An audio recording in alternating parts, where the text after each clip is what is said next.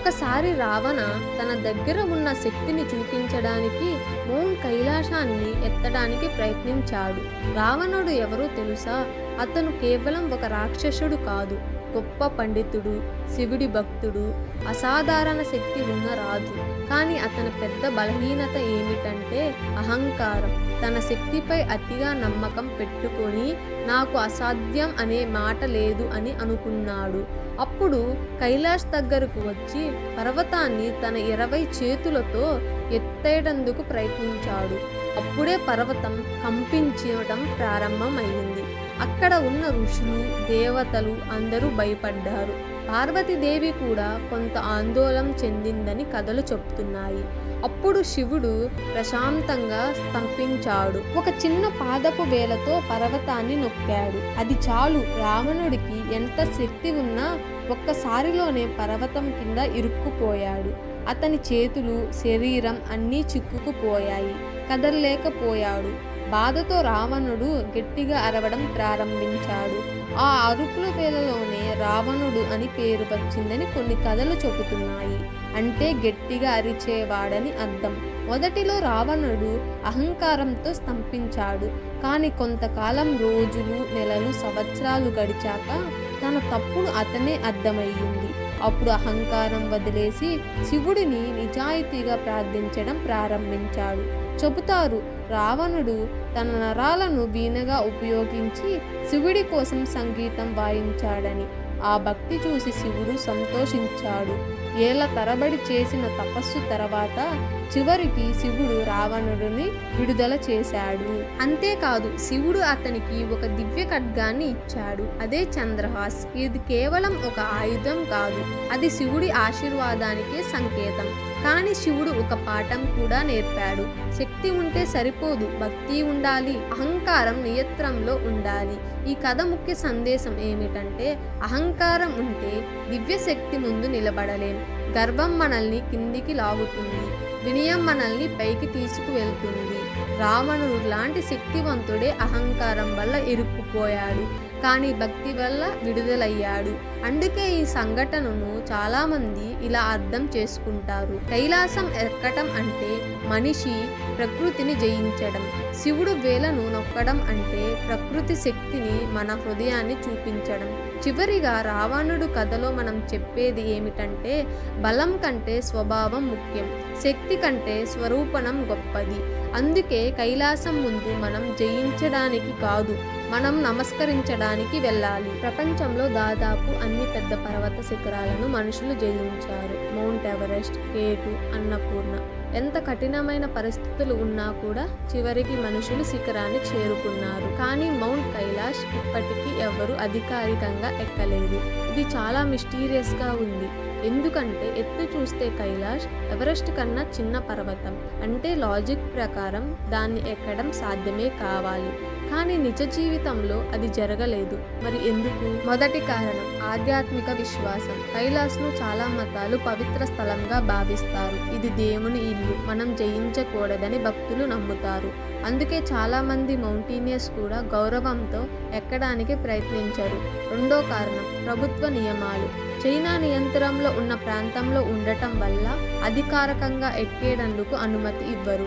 ఆధ్యాత్మిక ప్రాధాన్యతను కాపాడడానికి కఠినమైన నియమాలు పెట్టారు.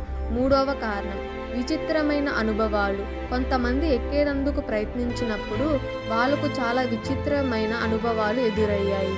దాన్ని దారి కన్ఫ్యూజ్ అవ్వడం, కంపాస్ సరిగ్గా పనిచేయకపోవడం అని కొన్ని నివేదికలు చెబుతున్నాయి. వాతావరణం ఒక్కసారిగా మారిపోవడం, స్పష్టమైన ఆకాశం నుండి ఒక్కసారిగా తుఫాను రావడం, ఉష్ణోగ్రత ఒక్కసారిగా పడిపోవడం, శరీరం ఒక్కసారిగా బలహీనం పడడం, ఆక్సిజన్ ఉన్నా కూడా శ్వాస తీసుకోవడం కష్టంగా అనిపించడం, కొంతమందికి మెంటల్ క్లారిటీ కూడా తగ్గిపోయిందని చెబుతున్నారు. ఫోకస్ కోల్పోయి సాధారణ నిర్ణయాలు కూడా తీసుకోలేకపోయారు.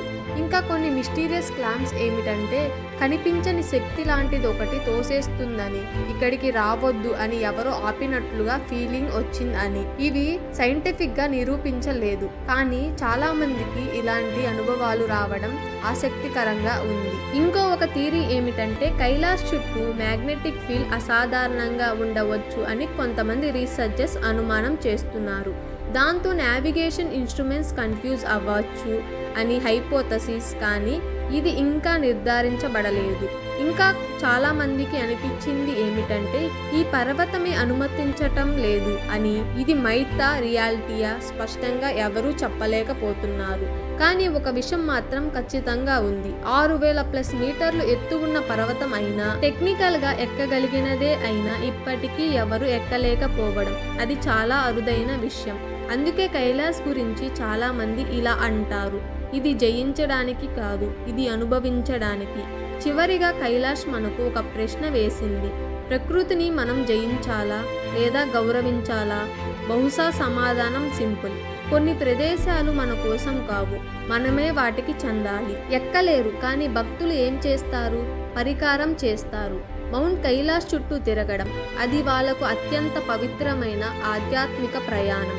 మొత్తం దూరం సుమారు 52 కిలోమీటర్లు. పూర్తి చేయడానికి సాధారణంగా 3 రోజులు. కానీ ఇది సాధారణ నడక కాదు. ఎక్కువ ఎత్తు 5000+ మీటర్లు, ఆక్సిజన్ చాలా తక్కువ, తీవ్రతమైన చలి, కొన్నిసార్లు -10 డిగ్రీల సెల్సియస్ కూడా. ప్రతి అడుగు కూడా ఒక సవాల్. ఊపిరి పీల్చుకోవడం కూడా కష్టంగా అనిపిస్తుంది.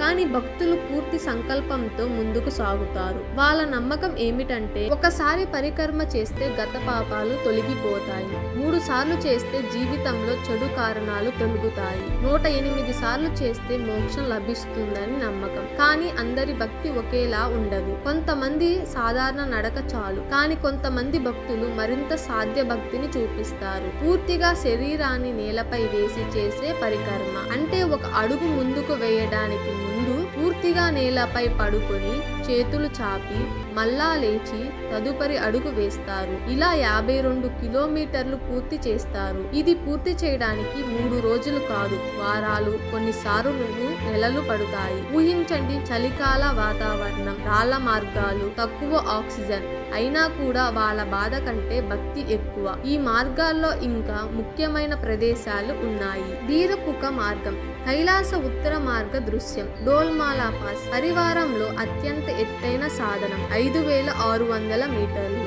డోల్మాలా పాస్ దగ్గరికి చేరుకోవడం ఈ ప్రయాణంలో అత్యంత కఠినమైన భాగం. ఎత్తును ఎక్కింపు, ఊపిరి ఆల్మోస్ట్ ఆగిపోయినట్లు అనిపిస్తుంది. కానీ అదే ప్రదేశం ఆధ్యాత్మిక పునర్జన్మ స్థలం అని కూడా అంటారు. అక్కడికి చేరుకున్న తరువాత చాలా మందికి భావోద్వేగానికి లోనవుతారు, కొంతమందికి కన్నీళ్లు కూడా వస్తాయి. ఇంకో బలమైన నమ్మకం ఏమిటంటే పరిక్రమ పూర్తి చేసిన తర్వాత మనిషి మానసికంగా, ఆధ్యాత్మికంగా మారిపోతాడు. గత భారాలు తగ్గిపోతాయి, మనస్సులో స్పష్టత వస్తుంది.